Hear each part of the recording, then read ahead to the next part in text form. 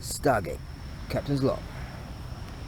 See now, it's Monday, the 25th, 20 to 8. Right, and yes, I actually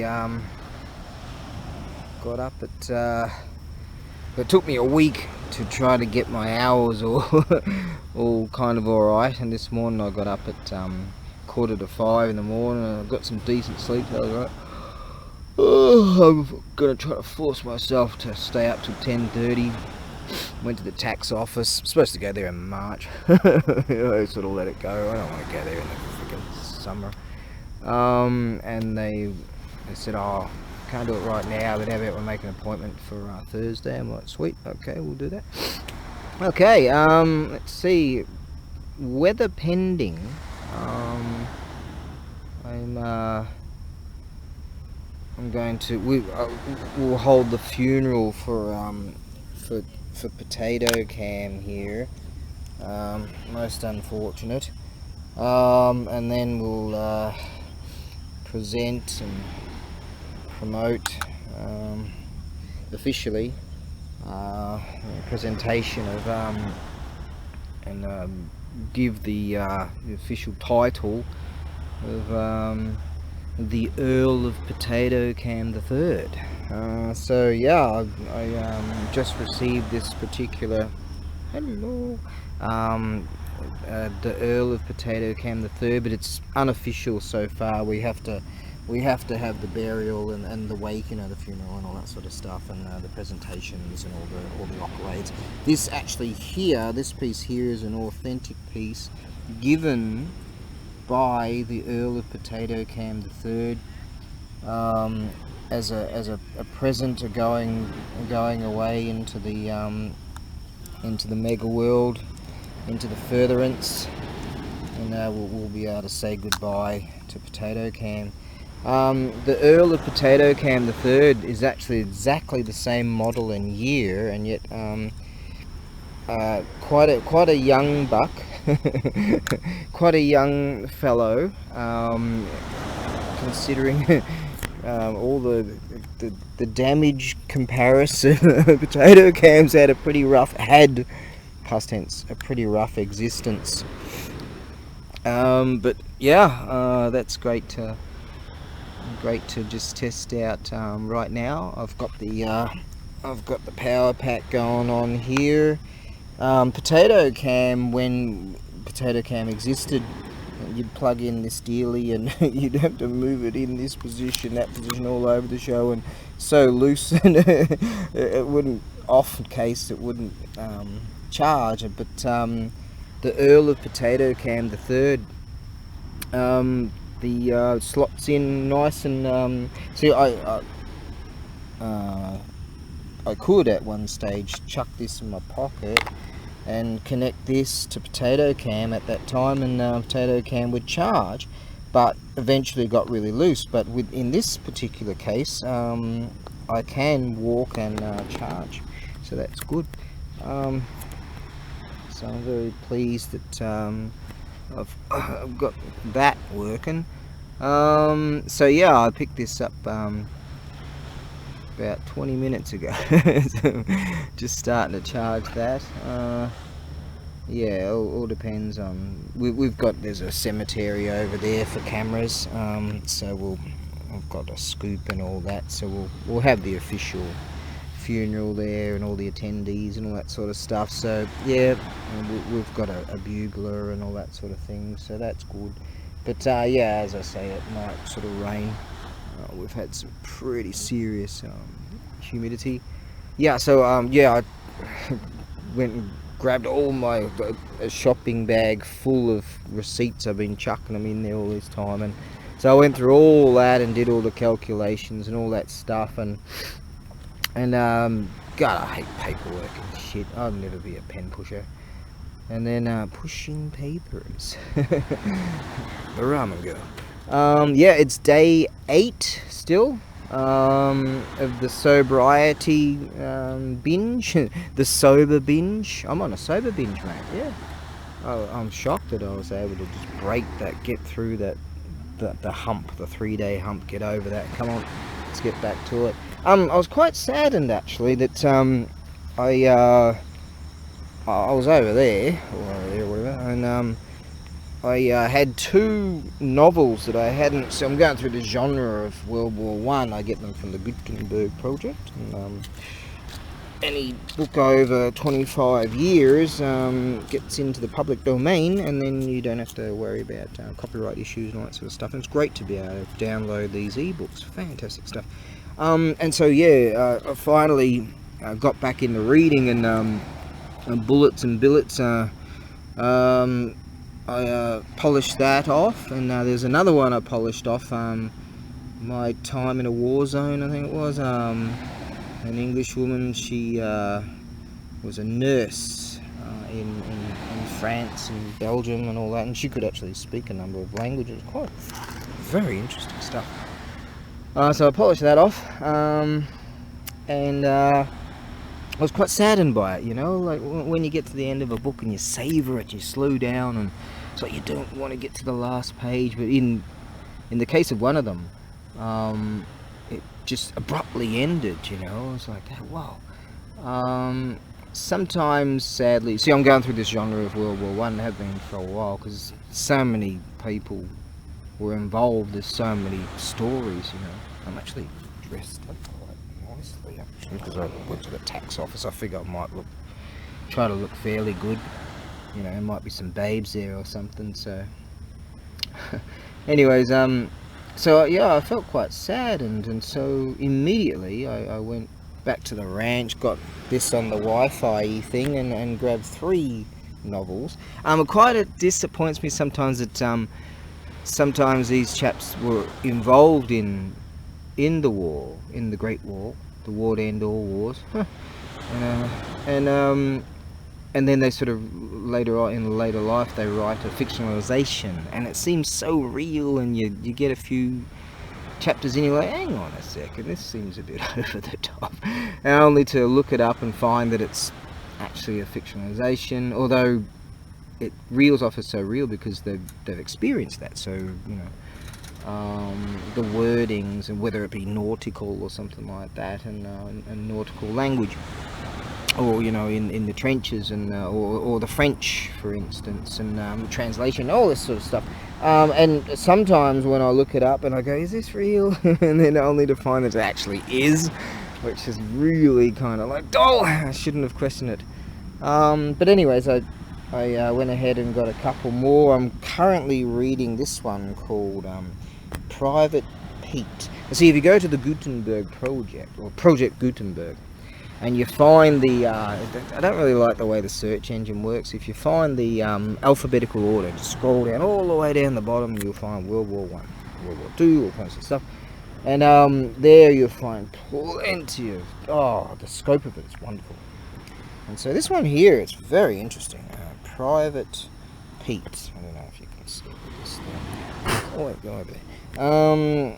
Which is Private P-E-A-T. And this chap is a real deal, and he was on the front lines. How do you call it?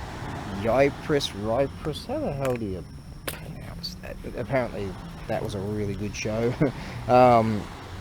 They copped it real bad in that area. Let's just look at that.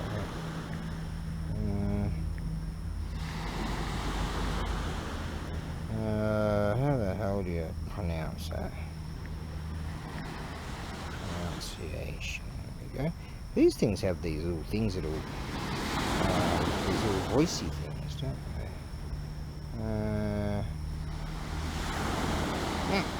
What's going on? What we're doing? Where we're going? What's going on right now? Yeah. How do you pronounce it? Oh shit! What's going on here? What we're doing? Where we're going? What's going on right now? Hey, what's all this crap? Anyways, Yipris, Ripris, whatever. Now apparently that area was hit really bad. Hey, I never asked for this bull dust. Get me the hell out of here. God damn this internet-y bullshit.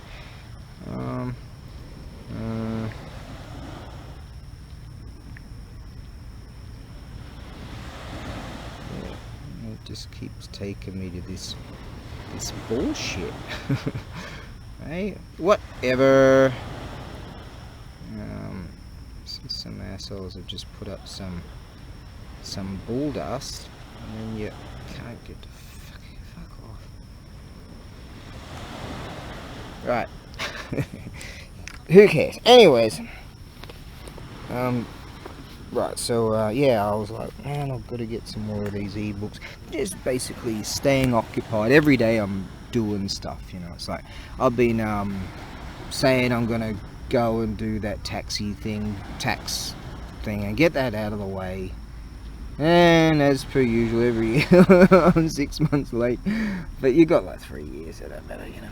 It doesn't matter when you do it. But you know, it's one of the things I'll get around and putting all that bullshit in folders and figure out which day you got that, you know, you've got all the dates of everything and calculate everything and go through it, and your bills, and you know, I've got warehouse fees and apartment fees, and then you've got your health insurance, and then you've got to figure out your costings of the car, and gasoline, and electric bill, and gas bill, and water bill, and all this bullshit.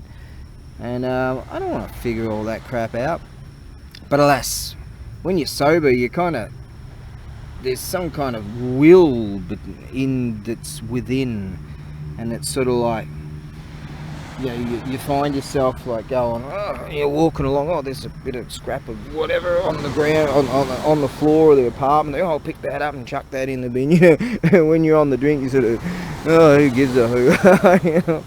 Anyways, so I decided that I'm not going to run out of novels.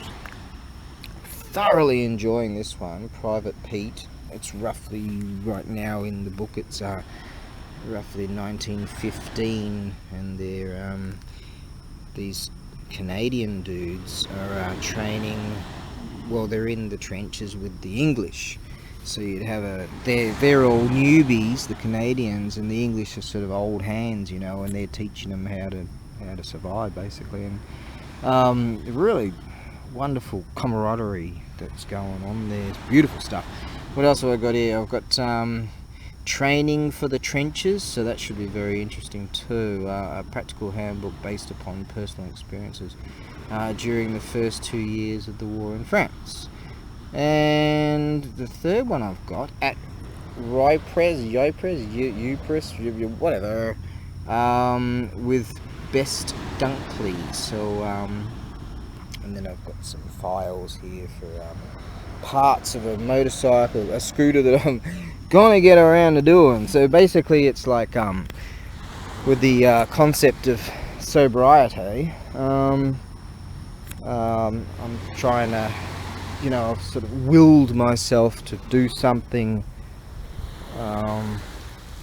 just do some major thing. Acorn. To do something that, you know, major, if you will, every single day, stay occupied. Because I'm telling you, when I was in that vodka delusion the last time, I kept telling myself for weeks, yeah, I'm going to stop drinking, I'm going to get up and start doing shit, and I just didn't, you know, I just didn't. And I was starting to wonder whether I really could break that spell. You know? So if you know anyone that's sort of in that kind of framework, yeah, your mind just goes boom, boom, you know, beeline to the booze, and to break that fucking mentality, you know, that's really something. But yeah, I started to question myself as to whether I can really, like break out of it, you know, or whether I wanted to. Fuck, I love vodka, and vodka, fruit juice and water, diluted. I love that shit. But alas, you know, if you get to a point where you're starting to question as to whether you can stop, like we can break out of that. I'm talking 2.5 months of just get up and wake up in, you know, and then just booze on, and then 3 hours later I'll be back in bed, or I'll be throwing up all over the show, and it was just fucked. Yeah, it was really bad. But just like that, switch, and boom, 3 days later. And this particular time there was no convalescence period. It was like how I did it was I reduced and reduced and reduced my booze over the course of 3 days. Usually I'd just be so fucked up that I couldn't drink anymore. I just can't drink anymore, just because of the acids in my stomach, and just can't, and the pressure, blood pressure in my head and all that sort of thing. It's all fucked. And then be like 3 days of just throwing up and shivering in the fetal position and just shaking away, and for 3 days. And then I start to sort of go through the course of the healing. And this particular time I just sort of reduced and reduced and reduced the booze over the course of 3 days. And then after another 3 days I started, because like for months I was just throwing up and all that, and then sessions of throwing up. And then over that course of 3 days was sort of alright. So it's just my sleeping patterns, like exchanging booze for coffee, and so you got this high and low with a bit of sugar too, so you sugar rushes and crashes. And so it took 7 days before I could even get to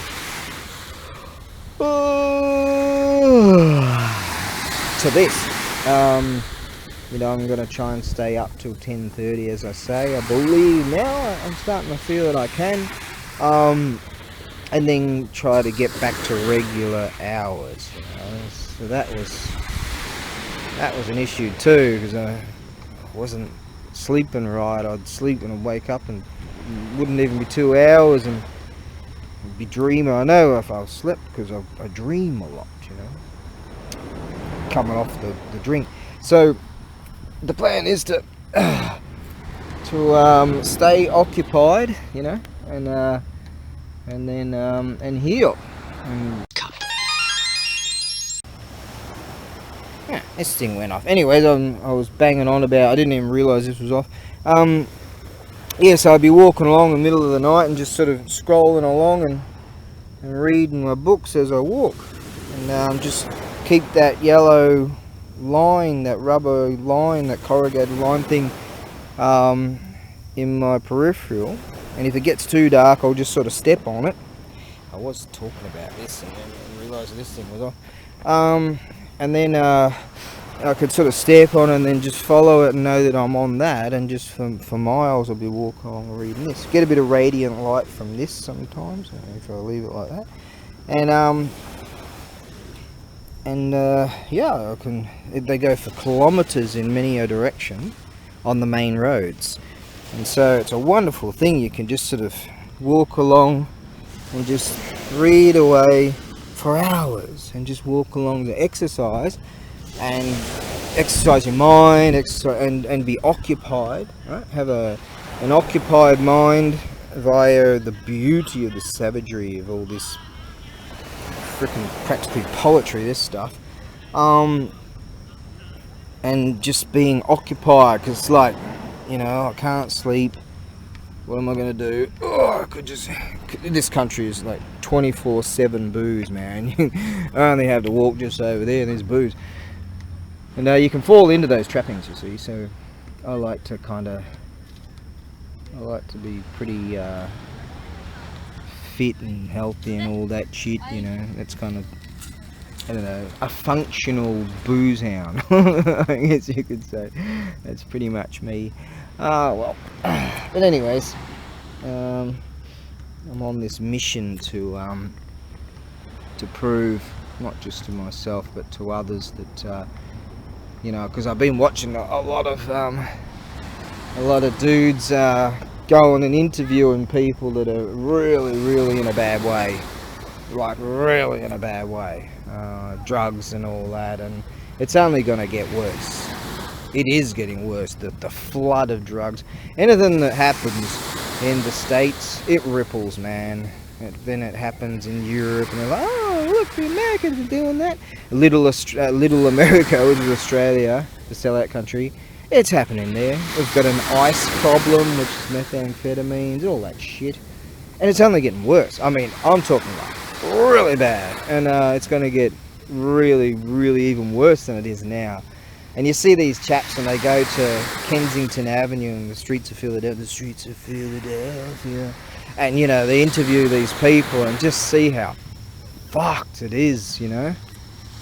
Man, me, I would sort of, I know it's against the rights of people and their freedom and all that shit, but I'd just be more of a totalitarian, let me try that again, totalitarian dictator kind of thing, and just go, right, you can't help yourself, and you're in the wrong fucking environment. So at least me, I can go, boom, switch, right, time to, you know, put that fucking bottle down kind of thing. Some people just can't do that, and so I'd just grab these people. I would make remote areas of rehab type of places and try to make it so they're not so lonely kind of thing, you know. I reckon rehab would be really fucking lonely, to be honest.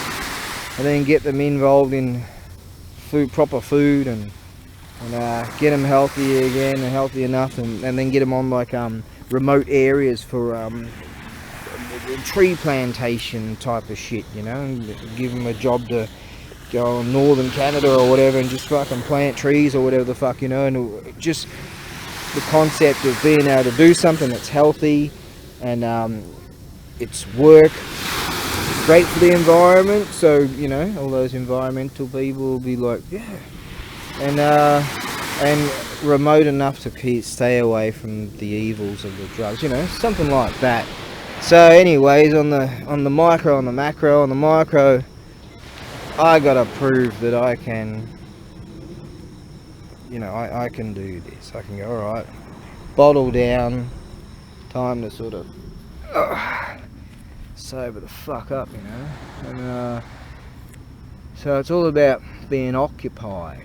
That's, you know, it's a major thing to be occupied. If you're not occupied, then you can slip into this belief system of, I'll be alright, fuck it, I'll just go and get some booze or whatever, or, you know, and then you can slip into that, because Japan's a paradise for alcoholics. I'm telling you.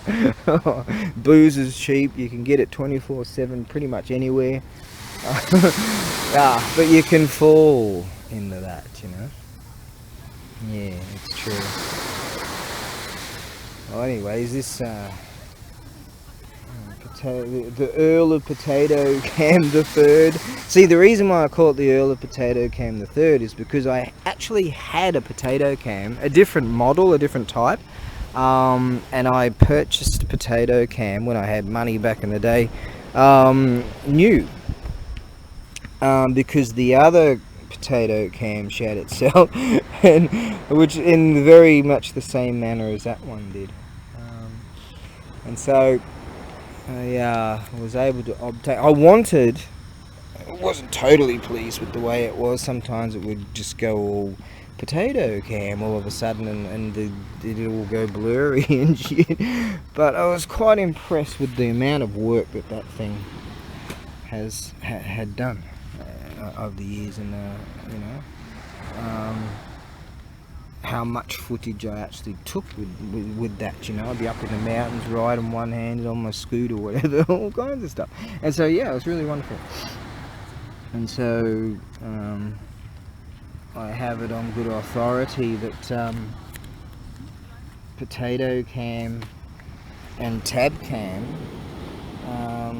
unbeknownst to me at the time, no one told me, had some kind of brevity of an untoward interlude, maybe in a love hotel or something like that, and thus spawned the Earl of Potato Cam the Third.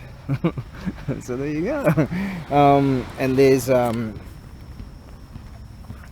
some leftover eggs that didn't hatch or haven't hatched yet.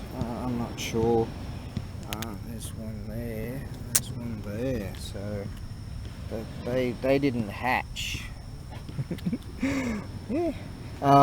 Sadly, Tabcam, the audio shat itself, so I put up a couple of videos anyways, and I was able to just plug in a few lettery things and show what I'm doing. So I'm actually physically, I'm surprised that I'm like, you know, 2.5 months of just getting drenched. It's like drowned in the, you know, like Obelix falling in the vat of that magic potion, and gives him freaking superpower strength, you know, superhuman strength, perpetually. I'm quite surprised that I was actually able to just flick that switch in the mind and just go boom, alright, and I can do that. Yeah, seeing that stuff going on with those chaps that go around and document all these people that are on some serious fucked up drugs, man, and you just see, I look at that and go, fuck, you know, how far where's my line, you know, how far could I go? Yeah, anyways, those two eggs are flat. I'm going to try and charge them up now. This particular one here is showing red lines right now, so yeah, that's a bit of a heads up of what's going on. I'm getting some major things done, all that sort of yeah I'll get around to it kind of thing. It's just months and months and months go by. I'm actually getting on top of it, getting things done, and making it happen again. So yes, thank you all. You know, I found these shorts, which unbeknownst to me, I did a few on the K-Tie thing, mobile phone thing, and also on Tabcam, and like only these 30-second short things. And I noticed that Ruby Reinhardt there, she does a lot of shorts, and I'm wondering, you know, hey, she does shorts, or what would that be? And turns out you get a shit ton of they're kind of like TikTok-y things, but YouTube's doing that sort of idea, and you actually get quite a few views, you know. Oh, some bastard just flew in my ear again. I think they're going for the light of this of potato, the Earl. God, even the title is a bit difficult for me. The Earl of Potato Can the Third. Anyways, I'm feeling physically fucking awesome. Yeah. And I've been chowing down, getting food into me. It's surprising. As soon as my appetite came back, boom. Yeah, boom. So that's really good. There's this little kitten that's been walking around the back of my of the ranch, and every now and again, like if you chuck food out, the local strays or whatever, they're just going to tear your bags apart, right? And so actually, what an invention. This bloke got a plastic bin thing, and he chucks his bags in there. I thought, see, that's smart. And you know, the blokes that come around in the middle of the night and take your rubbish, they just pull it out of that thing. That's smart. So if you chuck like food out, they're just going to tear them apart anyway. So I just been chucking it just out the back there, and this mother cat and the baby one, mother cat says, hey, hang out here for a while. And so every now and again, I swear that cat has never tasted anything that good. I bought some cans of tuna, you know, and the last remnants of the tuna thing, I chucked the can out there and put those little cat biscuits in there, and chucked a bit of water in there, and it's like a soup. That fucking thing. It comes around every day and says, hey, you don't have to have any more. You don't have to have any more of that. But I'm not going to feed him every day because it's not my cat. You know, so I don't want someone coming around poisoning the thing. So, but every now and again, chuck a little bit out there, and hopefully it'll be able to collect and go around and just collect a meal from here or there and wherever. So that's good. I told the bloke that was the owner of the evil one. I said to him, mate, there's this little kitten that's walking around. He said, really? I said, yeah, you want a cat? I can get it for you in a heartbeat. And he goes, no, I don't want another one. And but I saw him again the other day, and he said, oh, has it been around? I said, yeah. So maybe his curiosity is like, shit, I'd love to have another cat. I'd love to see that, you know, because I know the mother cat, I've seen it before, trying to pass on that cat to me. I've seen that's what cats do, and trying to create a safe space for its young. And hopefully, you know, who knows, he might get interested. I said it's really cute, and it is, and he might get interested in one another cats. Oh, that would be beautiful, you know. That would be really, really beautiful. Hopefully some bastard doesn't come around and poison it, or chuck poison in the area. That's what some people do, you know, because they get too many of them. I understand it, but then they get in plague proportions, and then it's sort of like a holocaust, a Neko-san holocaust.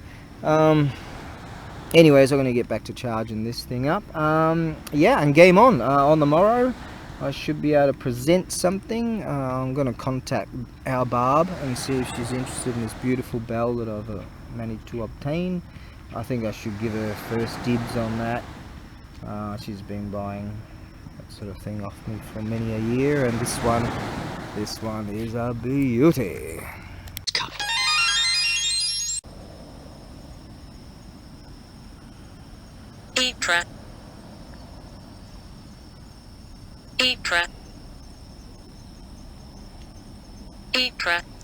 I don't know, man, when you think of Ypres, I mean, they spell it Y-P-R-E-S. And that's my, the weather is absolutely gorgeous. It's 9 o'clock, right on 9 p.m. right now, and it's 26 degrees C, not that crazy F1, no one understands what that is. Oh, 26 degrees, just absolutely gorgeous. And I'm up to chapter 6 now, chapter 4. No, that's chapter 9. God, I'm sleepy, man. Oh God, oh, that's a 1, and that's an X. An X means 10, so you go take 1 off. That's chapter 9, right? God, all fussed up and real pissed off. Alright, I'm gonna call it. What I might do is head back and upload this, and let all and sundry know. The Earl of Potato Cam. How's it going? God, I'm sleepy, man. I've got to try and stay up for another hour and a half. That's what I've got to do. Yep. What did I call it again? The Earl of Potato Cam the Third. Might as well just have that as the title. Oh God, I'm sleepy. That's good. Elemental forces caused the egg to hatch. From it then came a stone monkey. The nature of monkey was irrepressible.